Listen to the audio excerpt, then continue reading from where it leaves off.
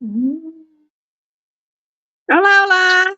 Bem-vindo ao Sincericídio Literário, aqui é a casa das tretas, treta de livro, que é o que a gente tem hoje, treta de Royals e treta da vida. Eu sou a Moira Bianchi, autora, comigo tá a Vânia Nunes, copydesk, tradutora.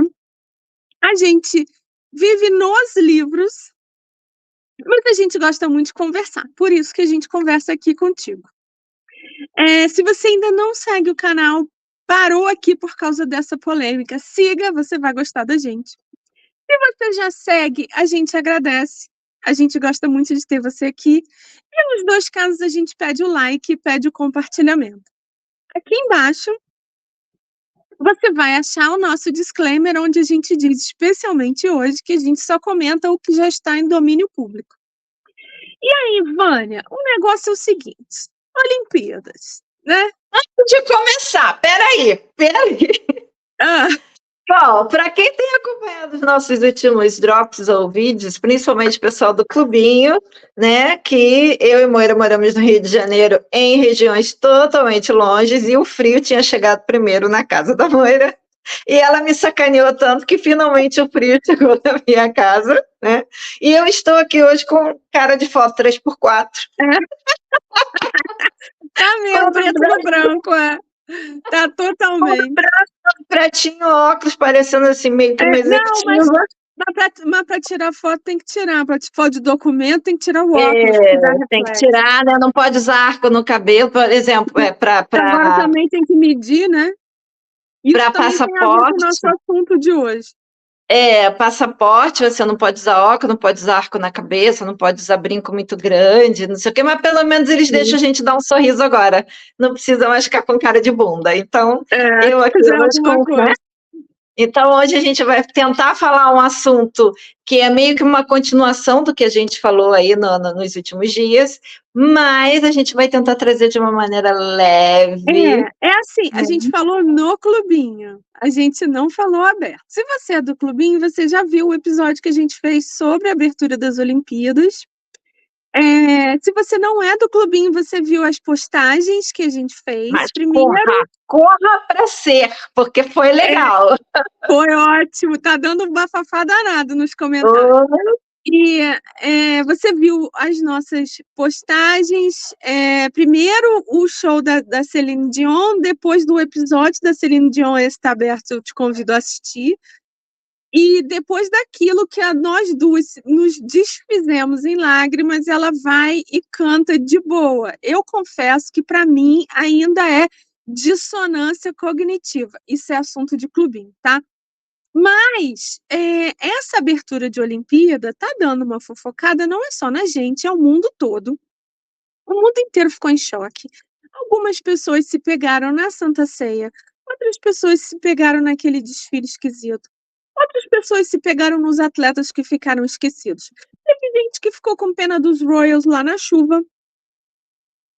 E eu, Vânia, na hora que eu vi aquele cavalinho pocotó, depois daquilo tudo, falei, bicho, isso aqui é muito orégano estragado. Esse povo fumou, cheirou, esfregou. Caraca, que coisa doida, né? E aí, Vânia, tem o cavalo. É um cavalo branco. Quando ele estava no Rio, que era um cavalo mecânico, ele era meio prateado.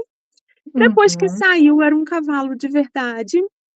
E uma das cenas, ele tem asas, que é o cavalo Pegasus. É o que está aqui no nosso thumbnail. Antes que você perca seu tempo aí, vindo aqui nos comentários explicar quem é Pegasus, qual foi o sentido disso na Olimpíada, tá bom. Whatever.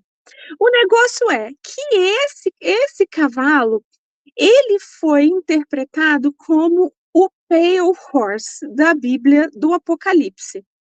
Na tradução em português, ele é amarelo, pale, de pálido. Por quê? Esse cavalo, ele é controlado, ele é cavalgado, domado. O cavaleiro dele é a morte. Eu quis falar todas esses verbos, porque tudo isso vai fazer diferença nas coisas que a gente vai falar hoje. Então, por ser a morte, a cor pálida é a cor da morte. A pessoa, quando morre, você perde a circulação de sangue e aí fica pálido. Mas a tradução para português é amarelo. Tá bom, né? É o que é.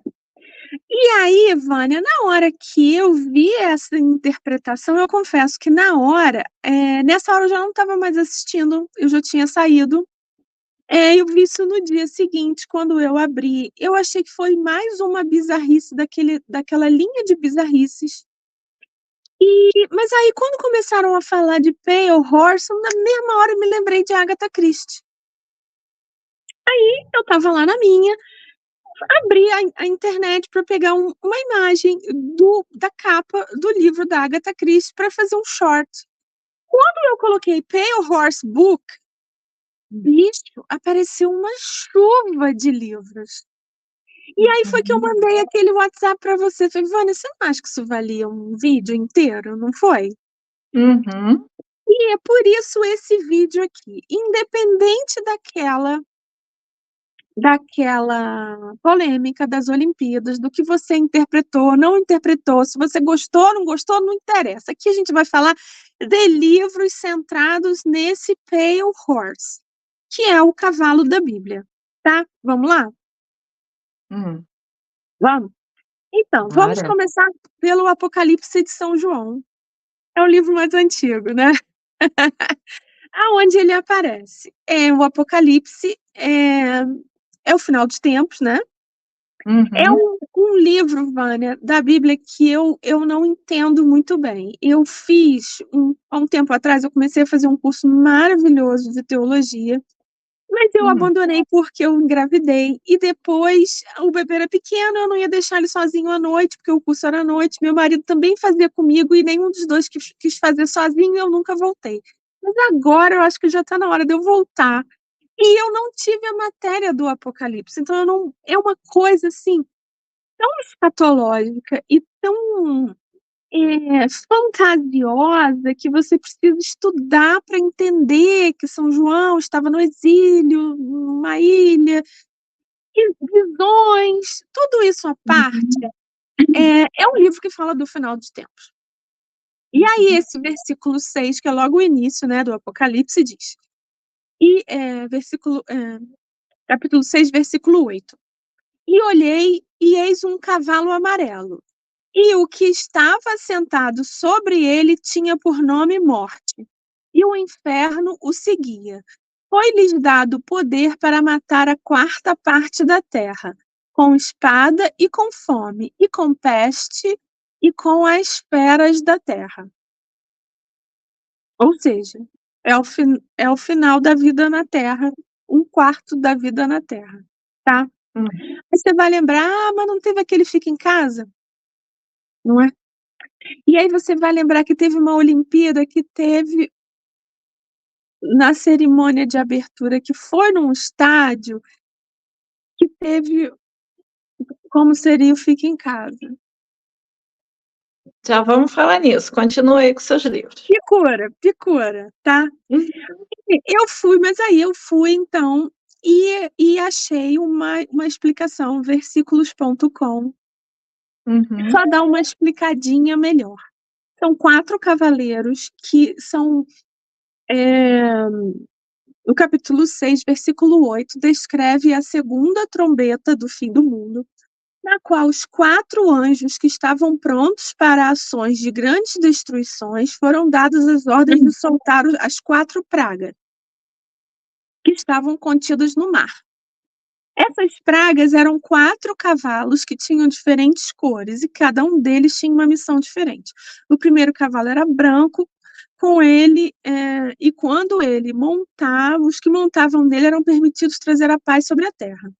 O segundo cavalo era vermelho e seu cavaleiro tinha poder de tirar a paz da terra e trazer a guerra. O terceiro cavalo era preto e o seu cavaleiro tinha o poder de trazer fome e escuridão. O último cavalo era o amarelo. Vê bem, branco, vermelho e preto. Esse amarelo cai mal, era pálido mesmo, sabe? Porque era primeiro, a cor neutra depois uma cor de sangue, depois uma cor que rouba todas as cores, por fim deveria ter a palidez, né? Uhum. O último cavalo era amarelo e seu cavaleiro tinha o poder de trazer a peste e a morte. Essas 4 pragas simbolizavam a destruição e o caos que ocorreriam na terra. Eram sinais de que o juízo final estava próximo. Essas 4 pragas estavam dentro do mar, prontas para serem soltas. E quando os anjos recebessem a ordem de Deus, eles sairiam. Esta é a imagem descrita no Apocalipse, versículo 8, capítulo 6, versículo 8, que representa a destruição que ocorrerá quando o juízo final chegar. Vou te falar que não é uma coisa que eu brincaria. Mesmo quem não acredita na Bíblia, Uhum. não, né? Por que vai brincar com isso? Por que tirou isso da cartola, assim? E aí, Vânia? Tem, obviamente, o livro da Agatha Christie, que chama O Cavalo Amarelo. Quem é do clubinho vai ter um vídeo especial daquele nosso projeto Descobrindo os Clássicos. É o nome do projeto que todo mundo deu opinião. Descobrindo os Clássicos, que é onde a gente estuda as fontes e a situação histórica de um livro famoso para entender melhor como aquela história foi criada. Então, Segredos dos clássicos. Falei errado, né? Segredos. Segredo dos clássicos. Então, o clubinho vai ter umas especificamente sobre o Cavalo Amarelo. Mas fora isso, Vânia, eu procurei só na Amazon, que é o maior vendedor de e-books. Eu parei na segunda página de pesquisa. A minha pesquisa foi Pale Horse Book, só isso. Eu parei na segunda página de pesquisa porque já estava em 20. E são mais de umas 10 páginas de pesquisa. E aí, Vânia, tem várias coisas. Tem as obras de ficção, geralmente ligadas a mistério político, e existem as obras que são chamadas de teoria da conspiração. De novo, qual é a distância da teoria da conspiração para a verdade? 1 mês? 2 semanas? É isso. Olha o caminhão do ovo. Quem merece? Ai, me desculpe, mas... Aqui não passou hoje porque tá chovendo o dia todo, mas aqui também passa. Mas Ovo, todo mundo laranja. tem que trabalhar nessa vida porque os boletos não perdoam, mas ele é um chato. Vou te falar, pelo menos os gatos hoje estão com, porque senão eles respondem. Mas eu vou te dizer, esses caminhões de ovo, laranja e não sei o que já salvaram minha vida, porque aquele dia que eu não quero sair para ir no mercado, eles quebram o maior galho. Esse aqui, né, a laranja dele vale a pena, mas o resto... Você já está passando, tá dando para ouvir ainda, não? Não, mas então, vai, continua. A gente tem Pale Horse, Pale Rider, que é o cavalo amarelo, o cavalo pálido, o cavaleiro pálido. Fala de um mistério gótico de 1918. As pessoas estão saindo da grande gripe, da gripe espanhola. E aí tem, porque não está muito, está em ordem separada, porque por ordem que foram aparecendo, né? Beyond the Pale Horse, quer dizer, depois, né, além do cavalo amarelo. É o estranho caso do Milton William Cooper, que é o principal... vamos voltar no Milton William Cooper, então. Além do Cavalo Amarelo, é um livro que estuda as influências desse livro do William Cooper. Tem o Pale Horse Rider, ou seja, o cavaleiro do cavalo amarelo, o William Cooper, e a aparição das teorias da conspiração e o fim da confiança nas instituições na América. Tem o cavalo amarelo, Crônicas dos Irmãos, O Tempo Antes do Tempo. É um romance político que fala de um governo global. O sujeito, o principal, ele é presidente da União Europeia e ele é destronado por um governo global. o Cavalo Amarelo, Projeto Éden. É um livro de thriller político. A Chegada do Cavalo Amarelo. É um romance de Earl Swagger. É um romance que passa em 1951 no Mississippi, numa terra muito dark, assim, obscura, né? Tem o Cavalo Amarelo de Deus, God's Pale Horse. É uma exploração profunda e desconcertante das injustiças históricas nos Estados Unidos. Cuidado com o Cavalo Amarelo. É um romance de Lockwood, da série Lockwood. É um advogado que luta por justiça. Você vê que é um tema mais ou menos, o tema pode ser real, histórico, né? Ou um romanção, assim, no sentido de ficção, não romance de amorzinho, de ficção, mas gira em torno do mesmo assunto. A morte cavalga um cavalo amarelo. Fala de médicos no Velho Oeste. O Cavaleiro Pálido é de Bernard Cornwell, aquele famoso, sabe? Muito excitante, fala dos reis que ocuparam a Inglaterra. O Quarto Selo, a trilogia Quarto Selo. Observe, cuidado com o Cavalo Amarelo. Uma história de Apocalipse e Armagedon. O dia do julgamento chegou. Essa capa é um olho de Osíris. Nossa, que mistura. Que Vai mistura. lá, né? Deixa eu botar ele no final aqui, que eu quero falar dele no final. Aqui, em um cavalo amarelo. É assim, on a pale horse, quer dizer cavalgando, né? Montado.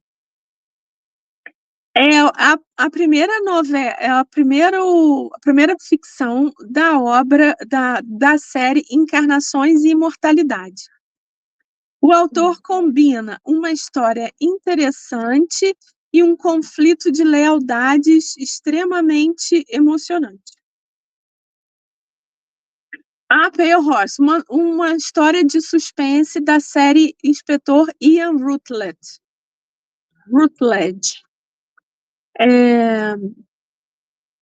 Cuidado com o cavalo amarelo. A despopulação do mundo.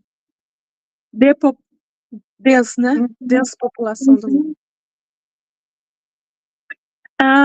O cavalo amarelo, caçando terroristas e comandando heróis. Isso já foram quantos aí que você já leu? Estou chegando já no último, já deve ser uns 17. Ela cavalga um cavalo amarelo. It rides a pale horse. Quer dizer, controla quem? Controla um cavalo amarelo. É uma ficção de horror. Então você pode imaginar quem que está cavalgando, né? O Cavalo Amarelo 3, uma história da Guerra Fria. O Cavalo Amarelo é uma história no sul da Rússia. Um histórico sul da Rússia. É histórico, mas é um clássico antigo, né? E aí a gente chega, Vânia, no primeiro que eu vi, que é Behold a Pale Horse, do Milton Cooper. Esse Milton Cooper, que eu nunca tinha ouvido falar, ele é o precursor das teorias da conspiração. E ele levantou, nesse livro, de 1940, ele começava a falar do assassinato de Kennedy, a guerra pelos orégãos, a guerra contra os orégãos e as farinhas de trigo, um governo secreto e ETs. Já quero ler. A capa dele é um desenho parece que é feito a lápis pastel, e é exatamente o que estava na Olimpíada. É um cavalo branco sendo montado por uma figura mascarada, uma cabra, e acima dele tem um anjo cavalgando um cavalo de asas. Qual é o nome do livro? Olha, Behold a Pale Horse, Milton Cooper. Todos esses links estão aqui, tá? É tudo da Amazon. Eu vou botar o link da pesquisa. Pale Horse, você vai ver 500 mais. Eu parei na segunda página. Achou? Achei. Ai, que coincidência! Não é coincidência, Bonita capa. É coincidência. É bonita. Você pode capa. imaginar o que o Twitter não está fazendo com isso. E é um livro aqui, para mim, tá como de 91. Mas você falou que ele é de 40. Tá aqui. Não, tudo bem, mas essa edição que está vendendo aqui na Amazon americana tá como de dezembro de 91. Então é uma edição mais nova. Tudo quer dizer que para a gente já está meio velha, porque já é do século passado, mas tudo bem. Se você pensar que essas coisas que eu falei aqui são assuntos que estão em voga até hoje, são mistérios que ninguém sabe de onde o sujeito estava lá com a mulherzinha, com aquela roupa Chanel linda, de repente vem uma bala, não sei da onde, que a bala vem de trás, da frente de uma pessoa sozinha e o homem se estopora e a mulher tenta correr para trás e mandam ela voltar. É um negócio meio estranho, né, Vânia? Né? Aí você vai dizer assim, Vânia, você acha que é o título, a pessoa escolhe esse título já para falar de um negócio casca grossa? Ou é o contrário? É o título que gera a casca grossez? Eu acho que um bom título eleva, né? Começa pelo título, né? Quer dizer, eu conheço autores que não conseguem escrever um livro, começar a escrever sem o livro já ter um título. Eu preciso de capa também. E tem outros que, tipo assim, bota um monte de X, onde era para ter o título, entrega para Deus e começa a digitar, e ao longo do caminho tem uma frase que se destaca que ele retira para fazer o título. Não sei qual é o método desse Milton Cooper, mas de qualquer maneira um bom título é o que marca, né? Mas o que exatamente a gente vai fazer a junção de todos eles? Você elencou pelo menos 20, né? 20 títulos, sendo esse o que chamou mais atenção sua e minha. Mas, e como ela já disse, no clubinho, ao longo da semana, já tem um vídeo especificamente sobre os segredos dessa obra de Agatha Christie, né? Porque nós temos uma nova série de resenhas em que a Moira vai ver todo o entorno daquele autor para escrever determinada obra, né? E por acaso, mesmo vocês não sendo do clubinho, o primeiro vídeo dessa série foi liberado para o público em geral, que é o livro de Jane Austen, que é as obras de Jane Austen. Porque essa série a gente vai falar ou de um autor ou de uma determinada obra. E como eu lancei o projeto Superfã de Jane Austen, a gente começou pela autora. Mas no caso agora a gente falou de uma obra. Exato. Então, se você não é do clubinho, você já deve ter percebido que esse primeiro episódio especial de segredos de como é que é? Segredos de um clássico. Novo, está liberado para todo mundo. Depois que o pessoal do clubinho já viu, já comentou e já fez várias colocações bem interessantes. Porém, a partir do segundo episódio dos Segredos, é só do clubinho, tá? Sorry. Mas aqui um canal Sincericídio Literário, vamos focar para quem realmente está interessado, né? Se você está interessado, você já está fazendo parte do nosso clubinho. Então, vem. Se você ainda não está sabendo, então começa a fazer, porque vai ter Você vai muito mais gostar. coisa aí ao longo do ano. Você vai Muito mais gostar, tem coisa. muita coisa legal. Mas sim, Então, então Vânia, vamos olha, eu vou te fazer aí. falar. A ligação que eu faço é a seguinte. Exatamente no livro da Agatha Christie, que desses todos foi o único que eu li. Que a situação, ela chama de Pale Horse o hotel aonde as bruxas moram. A história, se você não sabe a história do Pale Horse, é um mistério horroroso, como tudo da Agatha Christie. A solução desse é maravilhosa, mas gira em torno de uma morte suspeita e no pé da pessoa, no sapato, escondido no sapato da pessoa que morre, tem uma lista de nomes. A pessoa que morre tem uma lista de nomes. Uma das pessoas que está nessa lista é contactado, ele fica, opa, quem é que está querendo me matar? E ele começa a pesquisar isso. E ele vai parar nesse hotel que chama o Cavalo Amarelo, onde moram 3 bruxas. E aí, Vânia, elas oferecem um serviço que é de araquiri baiano à distância, por magia, por bruxaria. E aí, Vânia, a interpretação para mim é assim, é o controle do cavalo amarelo. Quem controla o cavalo amarelo? Caiu? Não. E eu falei aqui. Então, achei que tinha caído, porque estava meio assim, mais ou menos. Então, eu interpreto, Vânia, que é isso, é o controle, sabe? O controle desse poder obscuro, o poder mortal.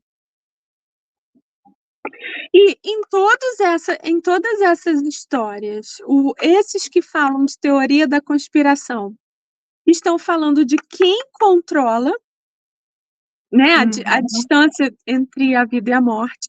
E os outros romances todos falam da própria, de lutar contra ela, de tentar enganá-la, de, né?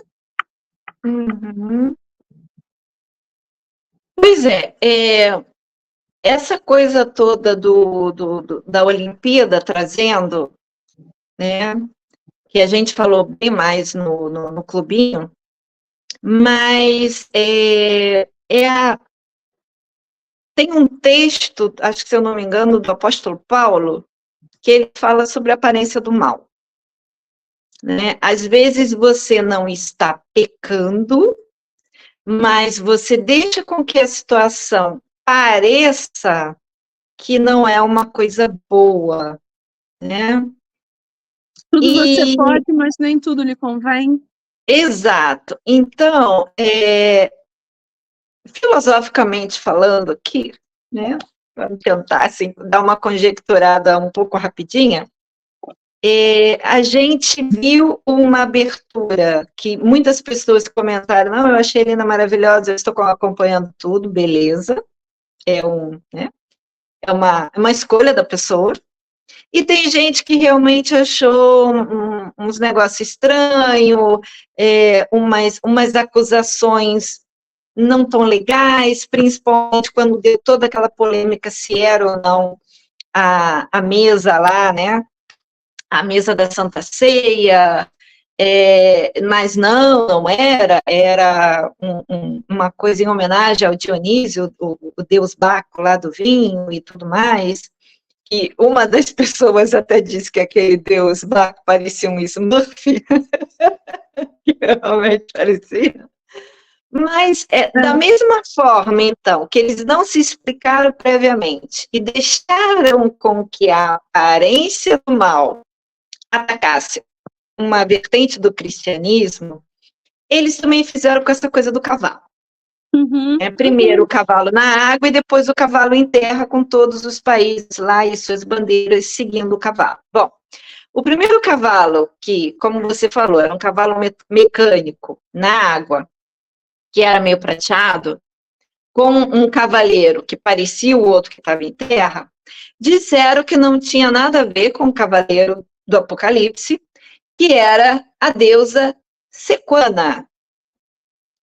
E aí eu fui pesquisar, porque eu nunca tinha ouvido falar dessa deusa, afinal de contas, eu não tenho obrigação de saber todas as mitologias das deusas que existem no mundo, por mais que eu goste de ler mitologia. Certeza. Então, o que eu achei interessante foi o seguinte, né? Dei aqui, entrei em sites especializados em deusas, na Sequana e tudo mais, e diz que ela tem um papel significativo na religião gaulês romana, como a divindade do rio Sena e das fontes no platô de Chatillon. Deve ser um local lá mesmo daquele coisa, né? O Museu Arqueológico de Dijon abriga uma estátua de bronze representando Sequana. Presta atenção. Em pé, em um barco de pato, carregando uma bola no bico do pato e usando um diadema. Aí vem falando mais ou menos a história lá do local, não sei o quê. Aí fala, né, que o domínio da Sequana se estende além de meras fronteiras geográficas. Ela simboliza a força vital que flui por essas águas, nutrindo não apenas a terra, mas também as almas daqueles que a reverenciam. O rio Sena se tornou um canal para a conexão espiritual e uma fonte de inspiração, invocando as bênçãos de Sequana sobre o povo. As fontes sagradas se tornaram um nexo de esperança e fé, atraindo buscadores de longe e de perto. Interessante, tá? Beleza. Aí fui procurar as imagens da deusa, né? Tem essa estátua lá no Museu de Dijon. E tem umas imagens pela internet, talvez feita por inteligência artificial, por pintura de mão, tanto faz, de sempre mulheres bonitas, ou em pé, ou sentada, num barco. E esse barco, ou ele tem a frente esculpido como um pato, ou uma outra ave aquática, né, patos, cisne, gansos, essas coisas todas, parece que é meio que o animal dela, né, o animal interior dela, os animais com quem ela se conecta para ter toda essa conexão com o ser humano comum que está buscando a proteção dela. Em nenhum momento falou em cavalo. Eu procurei pela internet, não tem cavalo com sequana. É barco ou é bicho de pato? Pato, cisne, ave que está na água.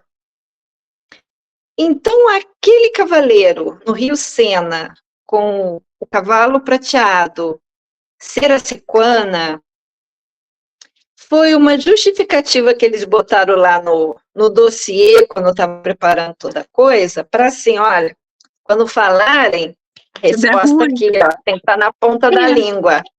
Eu vi hoje um videozinho da Fê Carambone falando assim, olha, não era minha intenção agredir a cristandade, mas agrediu. Então, meu amigo, você tinha que perder seu emprego.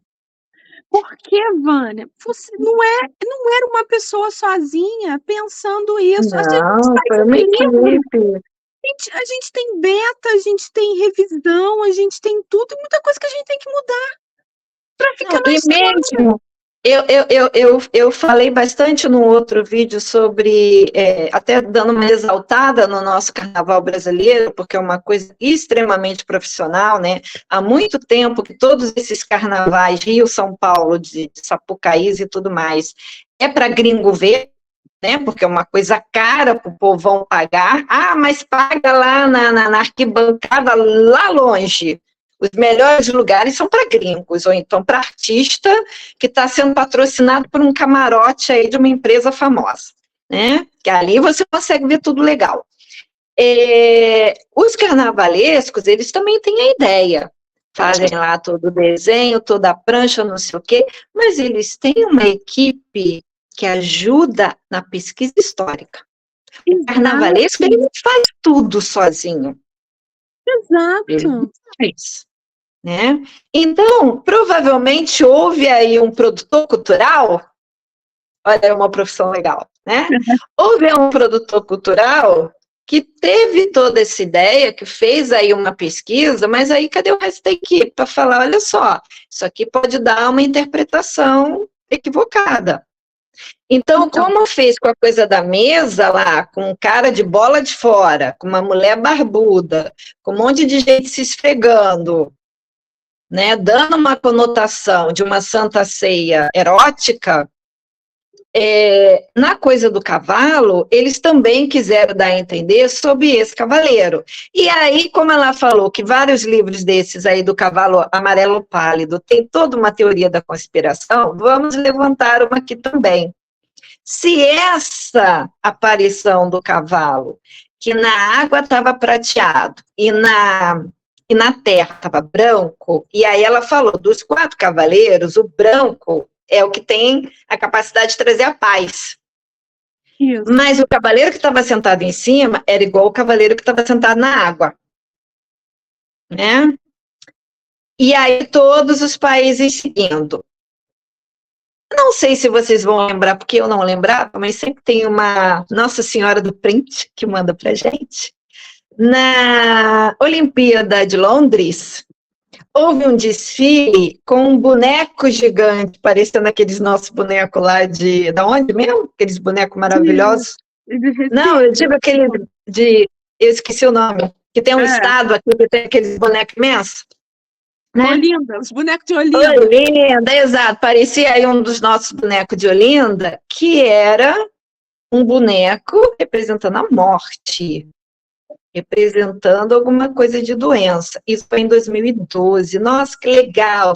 E em volta dele no chão, como se fosse mesmo coisa de Marquês de Sapucaí, que tem lá a comissão de frente, né, fazendo aquela coreografia, tinha pessoas fantasiadas de doentes, pessoas fantasiadas de eu até acho que era assim, eu até acho que era assim, não me lembro da narrativa que eles quiseram dar, tá? É a mesma situação. Ai, é uma história! Mas, meu bem, você tem que tomar cuidado com a sua representação dessa história. E parecia que era uma ala de hospital infantil com várias crianças dormindo e aquilo era um sonho. E tinham enfermeiras, mulheres vestidas de uniforme, não era isso? Sim. Mas o que mais me chamou a atenção, porque na foto eu nem me atentei se era criança ou se era adulto na cama, é que tinha camas de hospital. E um imenso boneco com aquela cara cadavérica, aquele manto preto, que geralmente é o desenho que a gente faz da Dona Morte.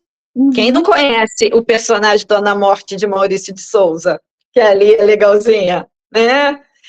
E aí, coincidentemente, 7 anos depois, nós tivemos uma pandemia. E 7 é um número cabalístico. Ah, mas é perfeição divina, não sei o quê. Só que, para quem estuda numerologia, que não é muito meu forte, né? Mas tudo bem, existe a coisa do número com lado positivo e com lado negativo. Uhum. Né? E aí, agora, nós temos um cavaleiro muito estranho, em cima de um cavalo, com todas as nações atrás. Será que daqui a 7 anos a gente vai ter uma explosão imensa que vai unir todas as... Foi uma pergunta que eu fiz para a Moira quando ela topou trazer esse coisa, que eu até falei assim, vamos brincar que esse vai ser o título do nosso episódio. Você está preparado para viver uma distopia? Se você nunca leu, eu não estou falando assistir o filme não, porque o filme sempre é romanceado, tem musiquinha, não sei o quê, estou falando ler. Se você nunca leu Divergente e Jogos Vorazes, eu te convido a ler. Porque, olha só, gente, Katniss só tem uma. Todo o resto dos Jogos Vorazes foi morrendo. E vocês acham que a grande maioria da população vai ser o quê? A Katniss ou eu achei, Vânia, o carinha lá? ia até falar, quando você falou em distopia, eu achei que você fosse trazer os Orwell, o Revolução dos Bichos em 1984. Mas olha só, 84 a gente já tá vivendo, amor. Completamente. Eu acho que né, a gente já passou da fase da distopia. Mas a grande questão é que ainda há toda essa visão de que é só um livro. É só um livro escrito que tem o título de 84, mas foi escrito muitos anos antes, o autor já morreu já faz tempo, ele não sabia o que estava fazendo. Gente, olha só, é tudo teoria da conspiração. Tudo teoria da conspiração. Mas são mensagens. São mensagens. A coisa da guerra, a gente vive em estado de guerra. Quando não é uma guerra civil meio que disfarçada, é uma guerra declarada, como a gente vê aí nos países orientais, asiáticos e tudo mais, que a gente só ouve nas notícias, né? Tem um certo país Xing Ling aí que vive em guerra com o mundo inteiro, o tempo todo, e vive sempre ameaçando jogar bomba na cabeça de todo mundo. Né? Então, a gente é uma palavra que a gente já ouve corriqueiramente, nem que seja só no jornal. Diferente quando bate na nossa porta. Batendo na madeira aqui para não acontecer, né? Mas, para mim, deu uma sensação muito ruim. Aquele cavaleiro. Independente. Ai, olha, você faz o que você quiser. Se você quiser vir aqui nos comentários e explicar, você faz o que você quiser. Tá? Aqui nós somos friends. Você faz o que você quiser. Eu só peço que seja gentil. Agora eu vou te falar um negócio, Vânia. Pra que vai mexer nisso no momento que você está celebrando a amizade e a saúde? Aonde que cabe isso? Pois é.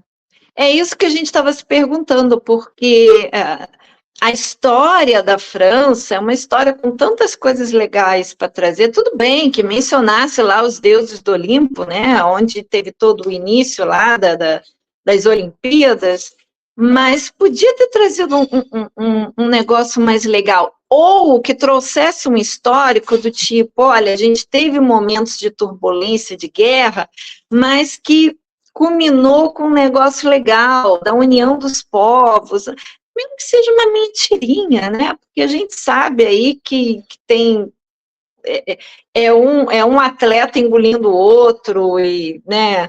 Hoje eu vi um vídeo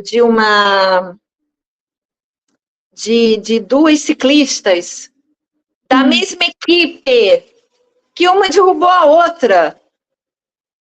Empurrou com a bicicleta assim, a outra se estabacou no chão, chegou a tirar a corrente lá da bicicleta, da mesma equipe. Eu fico olhando assim, eu não entender. Eu não vi, não. Eu vi um sujeito da esgrima que atacou aos pulos, você viu isso? Não, isso eu não vi. Pulo, e o adversário ficou meio atordoado, assim, que é isso? E ele deu do cara, caraca, isso vai valer?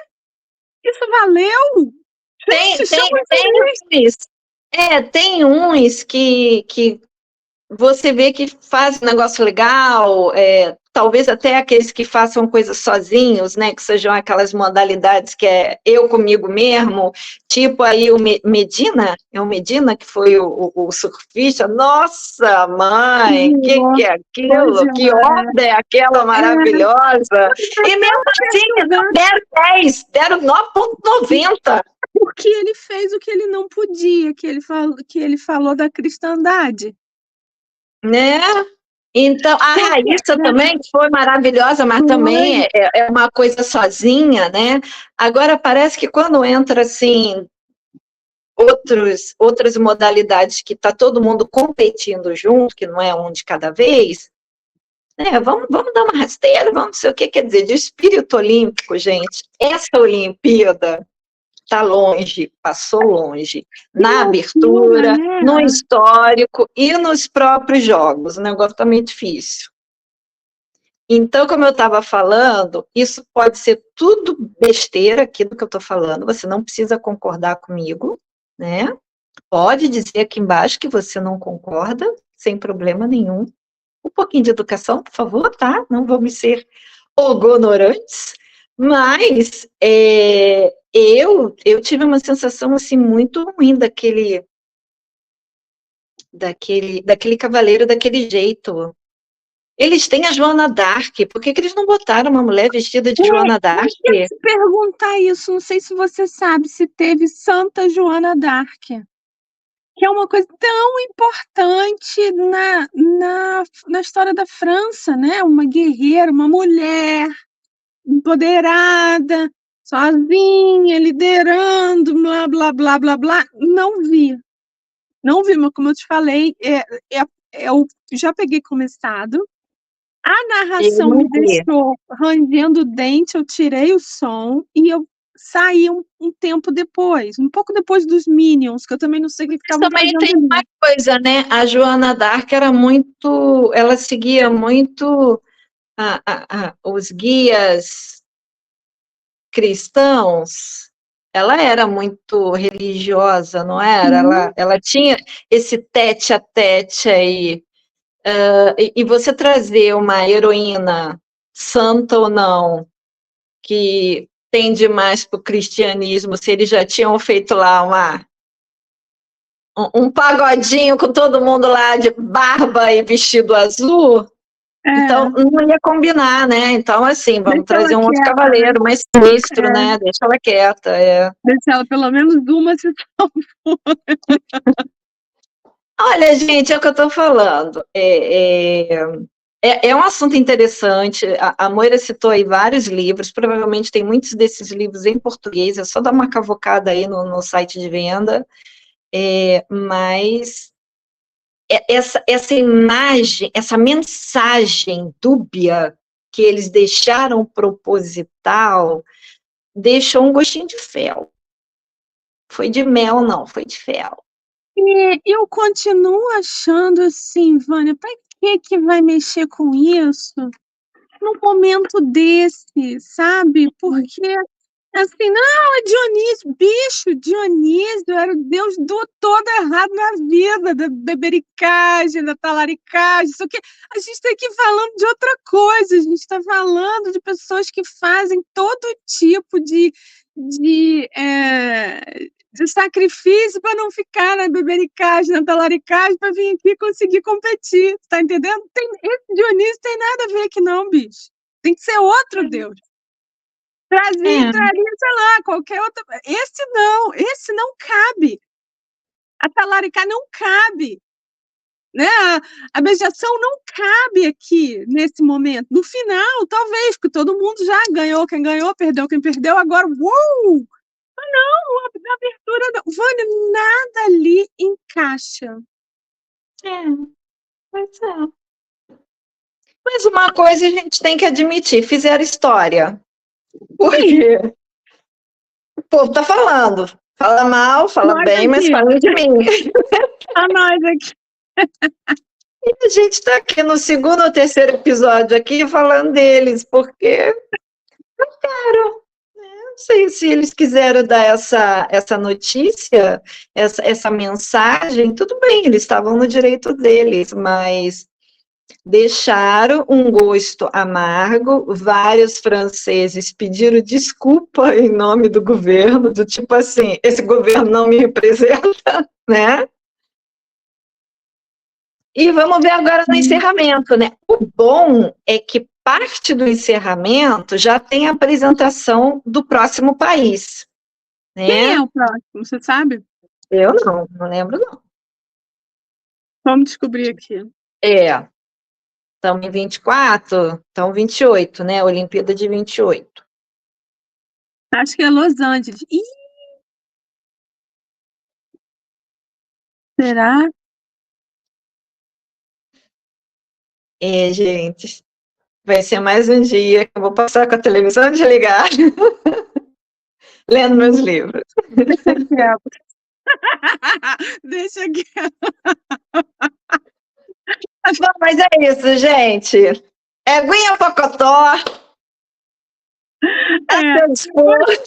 Aqui, quais desses você já leu? Se você já leu pelo menos o Agatha Christie, o Cavalo Amarelo. Se você não leu, te convido a pegar, porque a solução desse mistério é fantástica. Você pode também ver os filmes, as adaptações, que são bem legais, mas o livro é diferente, claro, né? Sempre é. Você já conhecia o Milton Cooper, você vem aqui, explica pra gente o que ele fala, que eu achei muito interessante. E se você não entendeu nada disso, se você entendeu tudo disso, se você não gostou da abertura, se você viu, se não viu, solta o verbo aqui.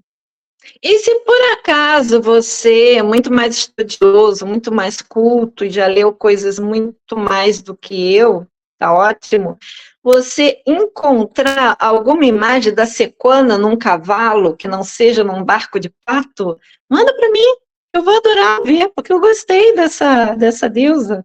Né? Inclusive, uma das coisas que eles dizem que eu não sabia é que colocar patinho de borracha na hora que você vai tomar banho é uma forma de você reverenciar essa deusa. É mesmo. Quantas de nós já não botamos patinhos de borracha na hora dos nossos filhos tomar banho? E a gente nem sabia que estava chamando pela Sequana. Olha só, hein? Esponjinha de patinho. Aprendendo. É isso, gente. Então, obrigada pela atenção, obrigada por participar desse nosso episódio fumado aqui, cheio de cavalos amarelos, cheio de teoria da conspiração. E se você tiver mais alguma, manda aqui pra gente, porque a gente adora. Tchau, tchau, gente. Tchau, tchau.